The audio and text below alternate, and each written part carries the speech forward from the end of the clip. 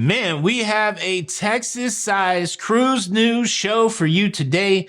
A lot of news about the Carnival Jubilee. I got another cruise port that's going to increase the taxes on cruisers.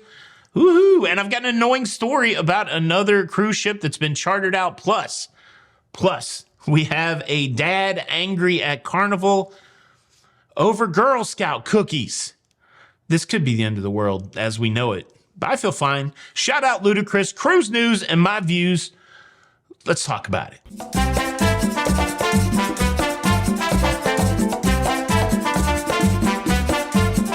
Hey, what's up, everybody? Welcome to Lido, Loca. I am your host, Tony, here with the latest cruise news and views for your face,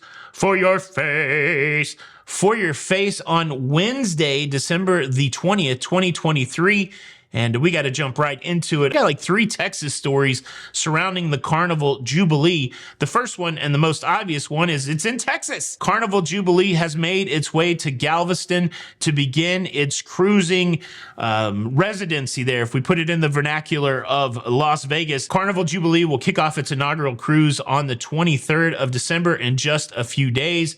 And now the ship is finally there, and there's all kinds of stuff going on with it. First and foremost, let's talk about this fantastical sponsorship that Carnival has announced. They're sponsoring the Rodeo, y'all. Man, I got so many songs running through my head today about Texas. Garth Brooks' Rodeo. It's the bulls and blood. It's the dust and the mud. It's the roar of a Sunday crowd. That's a great song. They've sponsored the Houston Livestock Show and Rodeo. This event has been taking place since 1932, and this is the first time a cruise line has ever sponsored a rodeo. This is it's a big deal. We talked about it the other day, MSC sponsoring Formula One. I asked the question then, I'll ask it now. Do you guys think that this kind of marketing spend is good for the cruise line? Do you think it will result in more cruisers, or would it be better money spent if you put it into the cruise experience?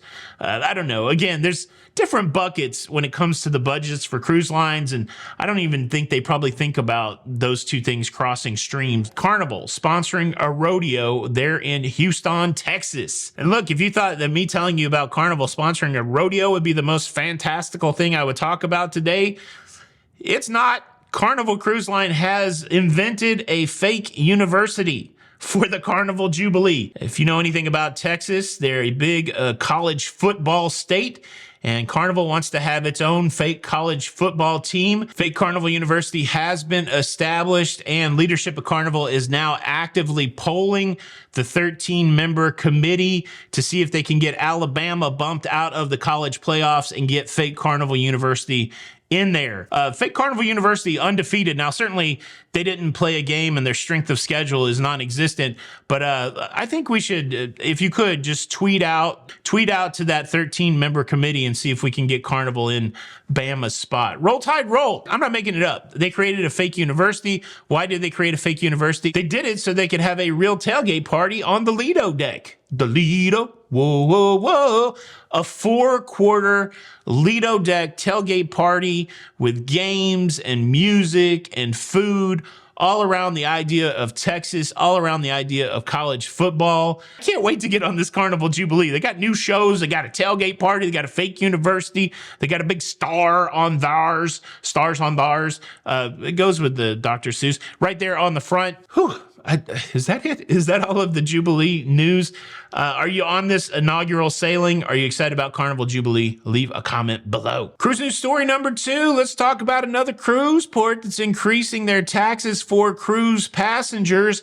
I'm sure you know the way it works now. When you book a cruise, part of your booking includes taxes and fees. Those taxes are normally port taxes levied against the cruise line from the cruise ports that they're going to, and those exist for all cruise ports currently, but now we're seeing cruise ports trying to add an additional tax on to that tax that's already been levied against the cruise line. And this time we're talking about Lisbon in Portugal.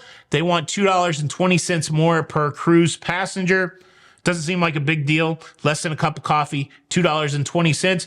Who cares? Well, I care because I've already paid the tax. If I'm going to Lisbon, Portugal, I've already paid that with my booking, and now they want to come in my pocket for more money.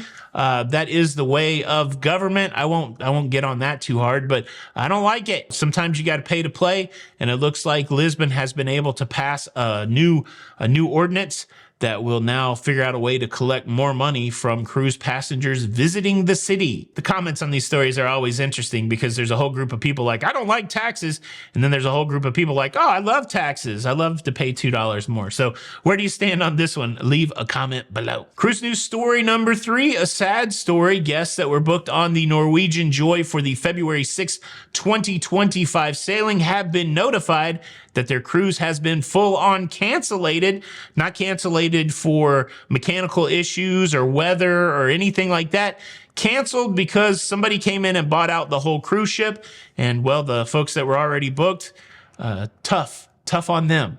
That's, they did get a nice letter from NCL saying we love to provide vacations, but this one that you already booked and planned for has been snatched away because we were able to sell out the whole ship. And fortunately, you got a year to make a new plan, but make a new plan, Stan.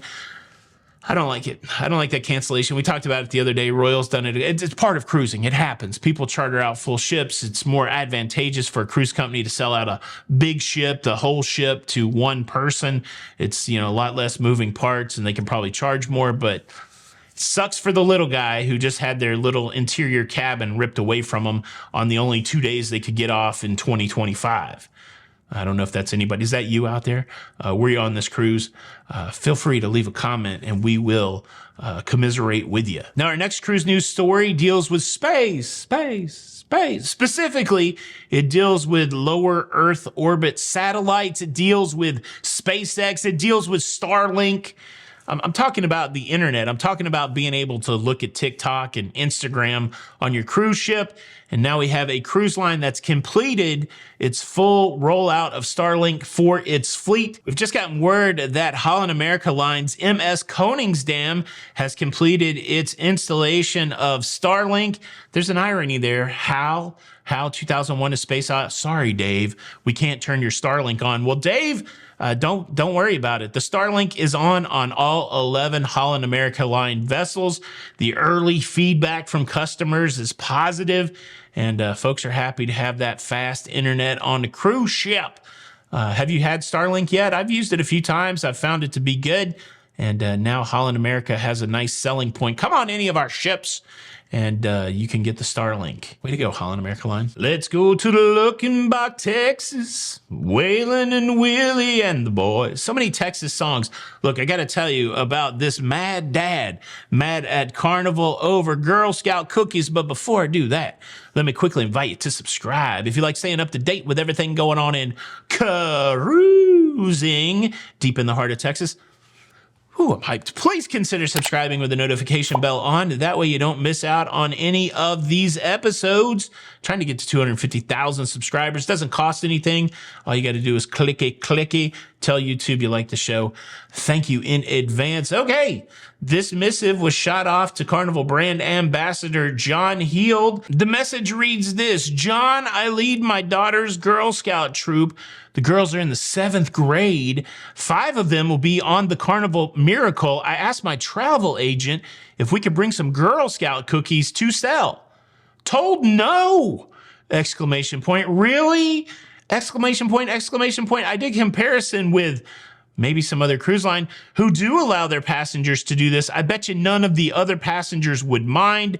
You should poll this subject and do the right thing by the girls and other Girl Scout troops. I guess someone's hoping their daughter can get the Cookie Boss badge. Look, I love Girl Scout cookies. Give me Samoas, give me Thin Mints, but I don't want anybody hawking me Girl Scout cookies on a cruise ship.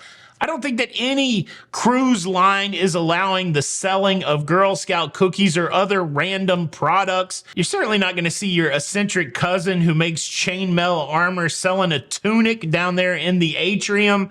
Why would anybody think that this is okay? Look, can I soapbox for a second? I do not like when businesses allow people to solicit in front of the business.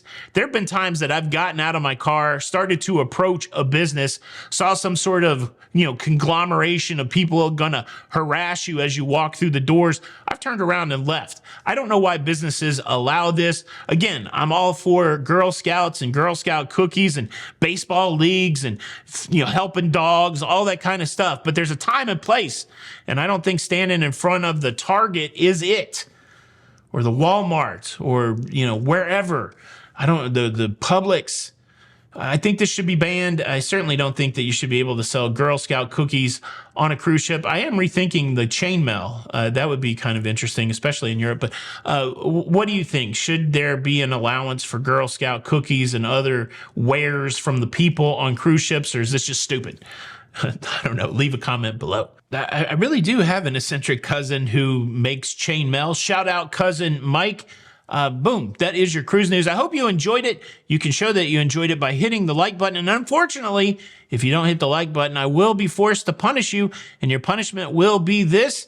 You're going to go reach for your favorite Girl Scout cookie. The box will be there. But when you open it up, it'll be empty because somebody else in your house ate everything in the box and they didn't throw the box away.